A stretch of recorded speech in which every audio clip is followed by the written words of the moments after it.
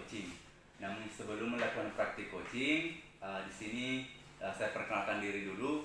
Saya Kasul Padli selaku pengamat atau observer, dan Ibu Endang selaku coach, dan Pak Mustaqim sebagai coach ya. Ya, sebelum kita memulai, ada beberapa rubrik penilaian yang ingin saya tanyakan kepada Ibu Endang.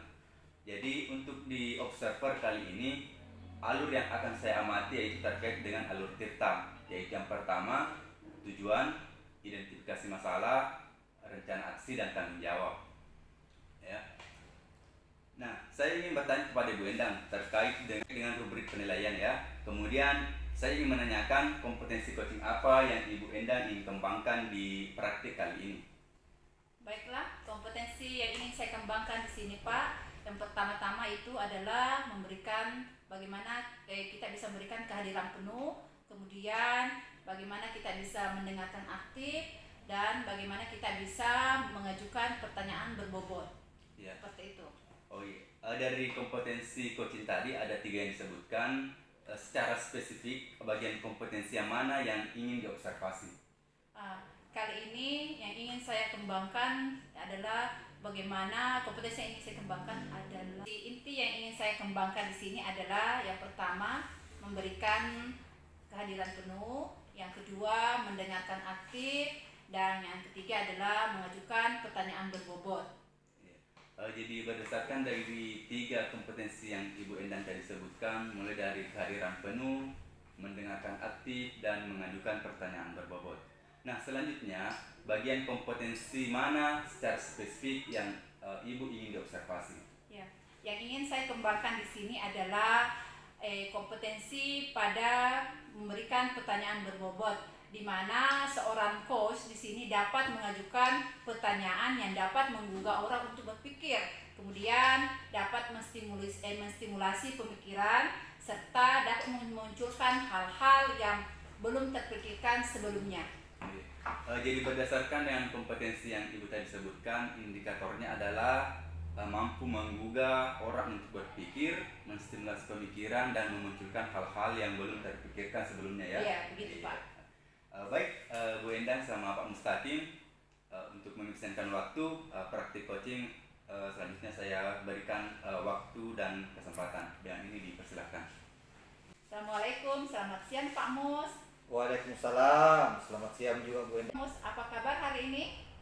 Alhamdulillah baik Bu. Oke, sesuai janji kita pada hari sebelumnya, hari ini kita bertemu akan membicarakan tentang sesuatu hal. Oke, kalau begitu kira-kira apa yang ingin Pak Mus ceritakan pada hari ini? Begini Bu Endang, saya ini kan sedikit ada masalah, mau sedikit curhat Bu, berbagi sedikit dengan Bu Endang. Barangkali Bu Endang bisa membantu saya. Ketika saya mengajar, itu salah satu murid saya amati sering mengantuk, menguap, kemudian sering menelungkupkan kepalanya ke meja. Oh, jadi seperti itu Pak. Jadi salah satu murid Bapak terlihat di kelas sering mengantuk, sering menguap, dan sering menelungkupkan kepalanya di meja. Seperti itu ya? Iya betul sekali Bu. Oke. Nah, dari percakapan kita kali ini, apa yang ingin Bapak harapkan? Ya, apa yang ingin Bapak capai? Nah, dari percakapan kita nanti ini, saya berharap dari percakapan hari ini saya bisa membantu murid yang bisa saya hadapi, yang sering mengantuk, menguap, dan menundukkan kepala ke meja, bisa lebih fokus lagi belajar Bu. Oh, jadi di akhir percakapan kita hari ini, Bapak berharap bisa membantu murid Bapak ya, yang tadinya sering mengantuk, sering menguap, bahkan tertidur di mejanya, ya, bisa belajar secara optimal. Seperti itu ya? Begitu Bu, betul. Nah, jadi begini, saya ingin bertanya, bagaimana kejadian yang sebenarnya? Bisa tidak Bapak ceritakan? Bagaimana kondisi murid Bapak secara detail, sehingga saya ingin tahu bagaimana sebenarnya. Bisa Bapak ceritakan bagaimana kondisi murid Bapak tersebut, sehingga saya bisa tahu bahwa ciri-cirinya anak ini seperti ini. Jadi begini Bu, ketika saya mengajar di kelas, pada saat penjelasan materi sudah berjalan, di mana pada saat itu anak-anak semangat, fokus dan ceria dalam belajar, namun dalam pembelajaran itu di tengah-tengah perjalanan saya melihat murid saya ini yang tempat duduknya di pojok belakang sering membuat kelihatan mengantuk. Bahkan beberapa kali saya perhatikan menundukkan kepalanya ke meja. Dan ini sering terjadi beberapa hari yang lalu, begitu Bu. Dari cerita yang saya dengar tadi dari Bapak, anak ini duduknya di pojok di belakangnya. Iya betul. Ya, dia sering mengantuk, sering menguap, dan sering menundukkan kepalanya ke meja. Nah, selama ini apakah Bapak sudah melakukan tindakan terhadap anak tersebut? Belum Bu, karena baru dalam minggu ini saya amati keadaan seperti itu. Cuma saya pernah bertanya dengan guru mapel agama dan PJOK bagaimana keadaan anak itu pada waktu belajar, dan kejadian sama, anak tersebut sering mengantuk. Oh, jadi Bapak belum mengambil tindakan, tapi sudah pernah bertanya dengan guru yang lain ya, bahwa Iya. anak ini bagaimana keadaan anak ini ketika belajar, dan kondisinya sama ya, dia masih tetap sering mengantuk dan menguap, seperti itu ya. Iya Bu. Nah, kira-kira apa yang bisa Bapak lakukan terhadap anak tersebut? Rencana langkah awal yang akan saya lakukan adalah melakukan restitusi pada anak tersebut. Jadi Bapak ingin melakukan restitusi dalam kegiatan jadi Bapak ingin melakukan kegiatan restitusi. Nah, dalam kegiatan restitusi ini, kegiatan apa saja yang ingin Bapak lakukan? Betul Bu. Yang pertama saya lakukan adalah menstabilkan identitas, validasi tindakan yang salah, dan menanyakan keyakinannya. Oke. Nah, selain restitusi, adakah pilihan lain yang bisa Bapak lakukan untuk sebagai jalan keluar dari masalah Bapak ini? Selain restitusi, saya berpikir untuk melakukan pembelajaran berdiferensiasi. Oh, jadi begitu ya. Pembelajaran berdiferensiasi seperti apa yang ingin Bapak lakukan? Bagaimana dalam pembelajaran berdiferensiasi itu yang ingin Bapak fokuskan?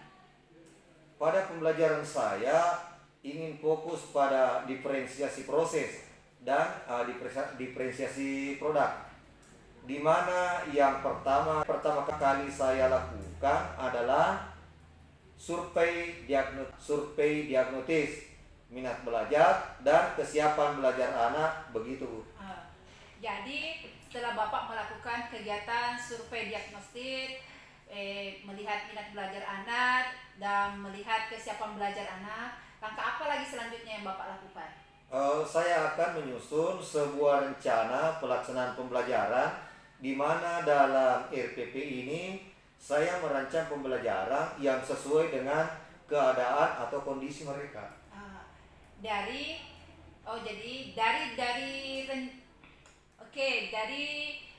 dua rencana yang Bapak tadi jelaskan, kira-kira opsi yang mana yang ingin Bapak lakukan dalam waktu dekat ini? Insya Allah saya akan melakukan restitusi terlebih dahulu dalam 2 hari ini. Langkah yang Bapak lakukan sudah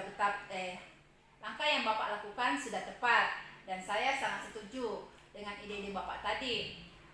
Selanjutnya apa komitmen Bapak terhadap rencana selanjutnya? Untuk hal ini saya akan lebih memperhatikan murid saya dan berusaha lebih dekat lagi dengan mereka, sehingga saya bisa membuat murid menjadi lebih semangat lagi dalam belajar. Sekarang bagaimana perasaan Bapak setelah berbincang-bincang dengan saya? Alhamdulillah, perasaan saya lebih lega dan pikiran terbuka untuk mencari jalan keluar dari masalah ini. Terima kasih Bu atas waktunya untuk mendengarkan cerita saya. Ya, sama-sama Pak. Saya tunggu hasil dari pertemuan kita ini. Semoga berhasil ya Pak. Iya Bu. Terima kasih. Assalamualaikum warahmatullahi wabarakatuh. Waalaikumsalam warahmatullahi wabarakatuh. Wah, luar biasa ya Bu. Pak Mustaqim dengan Bu Endang telah melakukan kegiatan praktik coaching, di mana di sini Bu Endang bertindak sebagai coach dan Pak Mustaqim bertindak sebagai coach. Luar biasa ya. Namun sebelumnya saya ingin melakukan percakapan dulu dengan Bu Endang selaku coach ya. Berdasarkan dengan pengamatan tadi, ada beberapa hal yang ingin saya tanyakan kepada Bu Endang. Tapi sebelumnya saya ingin menyampaikan terlebih dahulu hasil dari observasi saya terkait dengan alur percakapan pada saat coaching tadi. Saya lihat berdasarkan dengan alur Tirta sudah nampak ya, mulai dari tujuan, identifikasi masalah, kemudian rencana aksi dan tanggung jawabnya. Selanjutnya yang ingin saya tanyakan kepada Bu Endang terkait dengan indikator. Kan tadi ada indikator yang ingin dikembangkan. Jadi menurut Bu Endang yang menjadi indikator ketercapaian pengembangan tadi yang diinginkan itu seperti apa Pak? Dari praktik coaching tadi, saya dari praktik coaching tadi, indikator yang sudah saya kembangkan itu adalah mengajukan pertanyaan berbobot. Dan selanjutnya dari praktek tadi ini saya bisa menggali informasi-informasi apa yang bisa membantu coaching dalam menemukan solusi dari permasalahannya. Oh, seperti itu ya. Nah, untuk praktik kedepannya, kompetensi apa lagi yang ingin Ibu kembangkan berdasarkan dengan hasil melakukan coaching yang tadi dilakukan? Mungkin kedepannya saya akan lebih mengembangkan kompetensi kehadiran penuh dan menjadi pendengar yang aktif. Jadi praktik kedepannya Ibu Endang akan mengembangkan terkait dengan kehadiran penuh dan mendengarkan aktif ya Bu ya?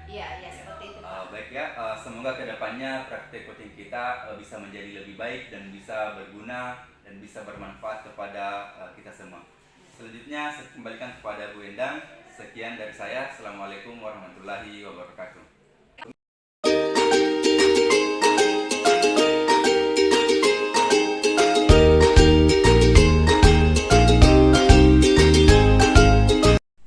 Baiklah Pak Mustaqim, Pak Taswin, hari ini kita akan melakukan praktik coaching. Namun sebelum kita mulai praktik, di sini Pak Mustaqim sebagai Coach. dan Pak Taswin sebagai Coachingnya. Oke. Sebelum kita mulai, saya akan menyampaikan dulu indikator apa yang ingin saya observasi. Ya, sesuai dengan rubrik yang ingin saya observasi, di sini yang saya mau lihat adalah terlihatnya alur Tirta dari hasil praktek coaching kita hari ini. Pak Mustaqim akan berperan sebagai coach dan Pak Taswin akan berperan sebagai coaching. Saya ingin bertanya kepada Pak Mustaqim, kompetensi coaching apa yang ingin Bapak kembangkan kali ini? Kompetensi yang saya ingin kembangkan adalah kehadiran penuh, mendengarkan aktif dan mengajukan pertanyaan yang berbobot. Oke, jadi sesuai dengan kompetensi inti coaching ya Pak. Dari 3 kompetensi coaching ini, yang manakah yang lebih spesifik ingin Bapak kembangkan? Yang ingin saya kembangkan pada hari ini adalah pada kompetensi memberikan pertanyaan berbobot, di mana seorang coach di sini dapat mengajukan pertanyaan yang dapat mengunggah orang untuk berpikir, menstimulasi pemikiran dan memunculkan hal-hal yang belum terpikirkan sebelumnya, Bu. Oke, jadi kompetensi yang ingin Bapak kembangkan kali ini adalah bagaimana bisa mengajukan pertanyaan berbobot. Seperti itu ya Pak? Iya, Bu. Oke, baik. Demi efisiennya waktu, saya persilakan Bapak untuk memulai dari sekarang. Baik. Assalamualaikum warahmatullahi wabarakatuh Pak Mus. Waalaikumsalam warahmatullahi wabarakatuh, Pak Taswin. Waalaikumsalam warahmatullahi wabarakatuh, Pak Taswin. Bagaimana kabarnya hari ini? Saya harap Pak Taswin dalam keadaan sehat, tetap semangat dalam menjalankan tugasnya. Alhamdulillah, kabar saya baik Pak. Semoga Bapak juga selalu dalam keadaan sehat. Amin. Amin. Ada apa ya? Saya mau diajak ngobrol. Apa yang bisa saya bantu Pak? Mohon maaf nih Pak, saya menyita waktunya Bapak sebentar. Tidak apa-apa Pak. Begini Pak, saya mau curhat atau bercerita kepada Bapak terkait dengan masalah yang saya hadapi saat ini. Apakah Bapak bisa membantu saya? Masalahnya apa Pak? Coba Bapak ceritakan apa yang sedang Bapak alami atau rasakan. Mungkin saya bisa bantu. Begini Pak, Bapak tahu kan di kelas 4 ada seorang murid itu yang selalu diperbincangkan di ruang guru. Rata-rata guru yang mengajar di kelas itu merasa kewalahan karena murid-muridnya sangat nakal.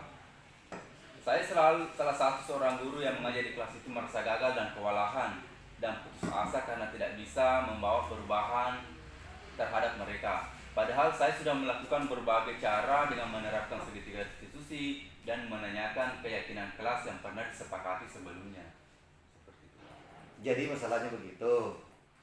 Kalau begitu, saya tanya dulu Pak.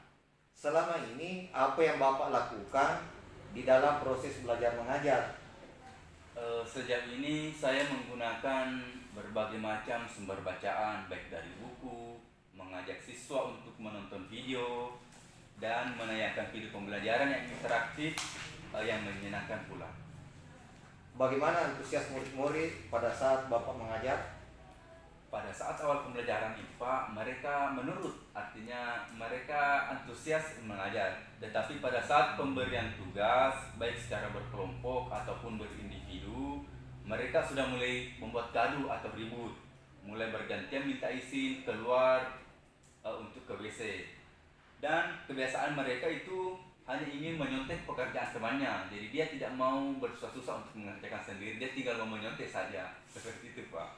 Nah, apa yang membuat Bapak merasa gagal dan putus asa? Saya berpikir saya merasa gagal karena saya tidak bisa menghilangkan kebiasaan mereka yang sering berbohong, meminta izin ke toilet, padahal mereka tidak ke toilet. Seperti itu Pak. Kira-kira langkah apa atau apa solusi yang Bapak lakukan untuk mengatasi masalah tersebut? Untuk masalah seperti ini Pak, saya sempat kepikiran ingin memberikan tugas dengan menyelingi permainan sehingga bisa mengaktifkan anak dan bisa menyenangkan dalam pembelajarannya. Bisa juga dalam bentuk kuis supaya anak-anak bisa mengerjakan secara individu dan secara langsung. Artinya anak-anak bisa melihat langsung jawaban mereka di papan tulis misalnya. Seperti itu Pak. Terus apa yang Bapak lakukan setelah ini? Rencana yang akan saya lakukan yaitu saya akan berusaha merevisi terkait dengan rencana pelaksanaan pembelajaran saya atau BPP saya, sehingga bisa menggunakan metode atau penilaian yang seperti saya tadi sebutkan Pak. Untuk menciptakan pembelajaran yang menarik agar murid betah berlatih di kelas, apa kira-kira yang akan Bapak lakukan? Saya akan berupaya menciptakan kelas yang nyaman, membuat mereka dan menggunakan metode pembelajaran yang banyak permainannya supaya murid bisa senang mengikuti mata pelajaran saya Pak. Wah, langkah yang Bapak ambil itu tepat sekali.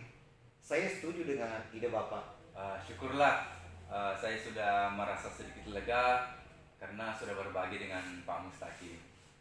Lalu dukungan apa yang dibutuhkan untuk melakukan komitmen tersebut Pak? Ya, dukungan yang saya butuhkan yaitu saya ingin mengajak rekan sejawat, khususnya teman yang mengajar di kelas itu, misalnya guru pendidikan agama Islam atau guru PJOK, untuk menyelesaikan supaya kita bisa bersama-sama mengubah kebiasaan siswa kita itu. Seperti itu Pak. Luar biasa, sebenarnya itu ide bagus sekali. Semoga dapat segera terselesaikan dan dapat bekerja dengan suasana hati yang tenang dan siswa juga merasa nyaman. Amin. Terima kasih Pak atas waktunya sudah mendengarkan keluh kesah saya. Sekarang saya merasa sudah lega. Semoga kita nanti menjadi guru-guru yang hebat dan bisa memberikan teladan yang baik untuk siswa-siswa kita, Pak ya. Amin. Sama-sama Pak. Alhamdulillah, sekarang saya sudah agak lega, Pak. Terima kasih Pak Mus atas waktunya. Assalamualaikum warahmatullahi wabarakatuh. Waalaikumsalam warahmatullahi wabarakatuh. Terima kasih, Pak Mus.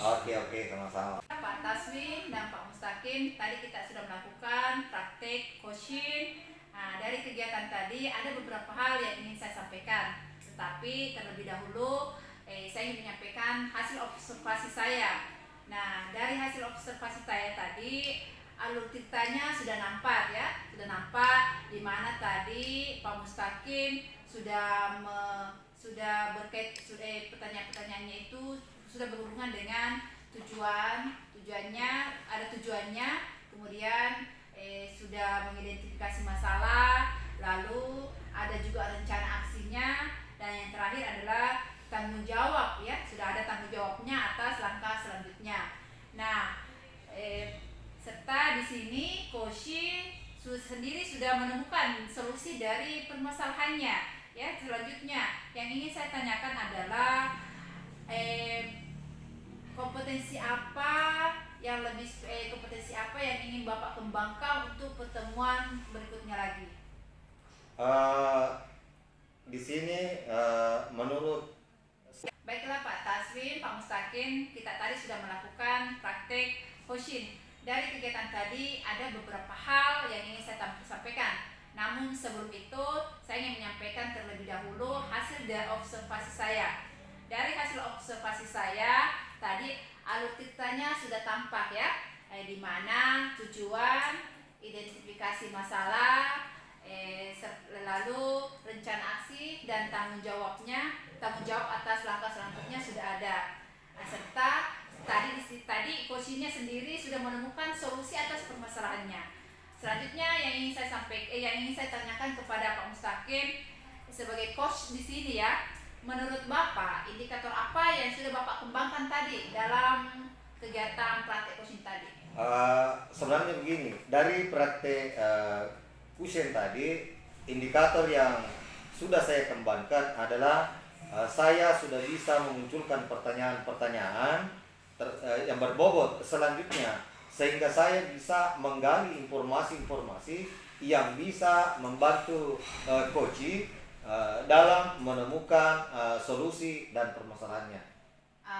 Oke, jadi Bapak sudah mengembangkan tadi pertanyaan berbobot ya, sehingga tadi coaching bisa memunculkan ide-ide yang belum ada sebelumnya, kemudian bisa memunculkan solusi dari permasalahannya. Nah, Pak Mustaqim, dari praktek coach selanjutnya kompetensi spesifik apa lagi yang ingin Bapak kembangkan? Mungkin kedepannya saya akan lebih mengembangkan kompetensi kehadiran penuh dan menjadi pendengar yang aktif. Baik ya, jadi yang ingin Bapak kembangkan itu ada dua ya, yaitu menjadi pendengar yang aktif dan kehadiran penuh. Oke, mungkin cukup sekian untuk kegiatan kita hari ini. Saya akhiri dengan ucapan wabillahi taufiq wal hidayah. Assalamualaikum warahmatullahi wabarakatuh. Waalaikumsalam warahmatullahi wabarakatuh.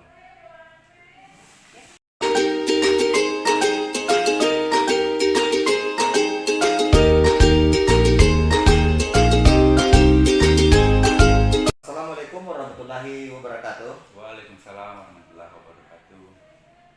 Baiklah Pak Taswin, Bu Endang akan melakukan praktek coaching. Sebelum kita mulai praktek coaching, di sini Pak Taswin berperan sebagai coach dan Bu Endang sebagai coaching. Sebelum kita mulai, saya akan menyampaikan dulu indikator apa yang ingin saya observasi sebelum sesuai dengan rubrik Pak Taswin akan berperan sebagai coach dan Ibu Enda akan berperan sebagai coaching. saya ingin bertanya kepada Pak Taswin, kompetensi coaching apa yang ingin Bapak kembangkan di sini? Kompetensi yang ingin saya kembangkan terkait dengan praktik coaching ini, yang pertama yaitu kehadiran penuh, kemudian bagaimana saya bisa mendengarkan aktif, kemudian yang ketiga bagaimana saya bisa menyampaikan pertanyaan-pertanyaan yang berbobot. Baik. Jadi sesuai dengan kompetensi inti coaching, Pak Taswin, mana yang lebih spesifik ingin Bapak kembangkan? Terkait dengan kompetensi tadi Pak, ada satu kompetensi yang lebih spesifik yang ingin saya tekankan di sini, yaitu terkait dengan kehadiran penuh. Artinya di sini bagaimana saya bisa menghadirkan diri secara utuh kepada coach saya, mendengarkan, bisa menghadirkan tubuh saya, pikiran saya, sehingga bisa membantu coach nantinya. Oke, baik, kita mulai. Baik. Assalamualaikum Pak Taswin, selamat pagi. Waalaikumsalam, selamat pagi Bu Endang. Bagaimana nih kabarnya hari ini? Alhamdulillah kabar saya baik Pak. Semoga Bapak juga sehat-sehat begitu juga ya Pak ya. Tapi ada nih yang mengganggu dalam pikiran saya Pak. Kalau boleh tahu Bu nih ya, apa nih yang menjadi beban pemikiran Ibu sekarang sehingga Ibu mengajak saya untuk mengobrol? Mohon maaf ya Pak, saya menyita waktunya sebentar. Ya, tidak apa-apa Bu. Kebetulan hari ini saya tidak mengajar karena di kelas siswa-siswa saya belajar pendidikan agama Islam. Syukurlah kalau Bapak punya waktu. Begini Pak, saya ingin bercerita tentang atau curhatlah tentang masalah yang saya alami di kelas dan ini menjadi beban pemikiran saya. Oh, dengan senang hati Bu. Coba Ibu ceritakan apa masalahnya. Begini ya, saya merasakan keresahan ketika mengajar di kelas. Ketika awal mengajar itu fokusnya anak-anak itu sangat baik, tetapi begitu 20 menit berjalan anak-anak kembali fokusnya itu berkurang. Jadi sehingga kelas itu menjadi ribut dan ricuh ya, terjadi kegaduhan di kelas.